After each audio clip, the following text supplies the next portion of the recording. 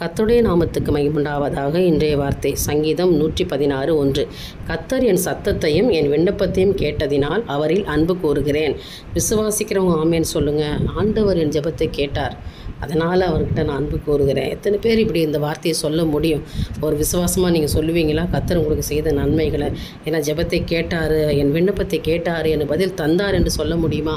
எந்த அளவுக்கு நீங்கள் தேவன்கிட்ட நெருங்கி இருக்கிறீங்களோ, அவர் பேரில் எப்படி விசுவாசிக்கிறீங்களோ அப்படி தான் உங்களுக்கு அற்புதம் நடக்கும். அப்போது அன்பு கூறுகிறேன், தேவன் பேரில் அன்பு கூறுறதுனால கர்த்தர் எனக்கு என் விண்ணப்பத்தையும் என் ஜெபத்தையும் கேட்டார், என் சத்தத்தை கேட்டார்.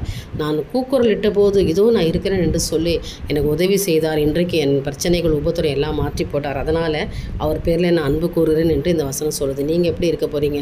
தேவன் பேரில் அன்பு கூறுறீங்களா? இன்றையிலேருந்து தேவனுடைய சமூகத்தில் உட்காருங்க, கர்த்தரிடத்தில் பேசுங்க, அவர் உங்களுக்கு குறையெல்லாம் நிறைவாக்குவார்.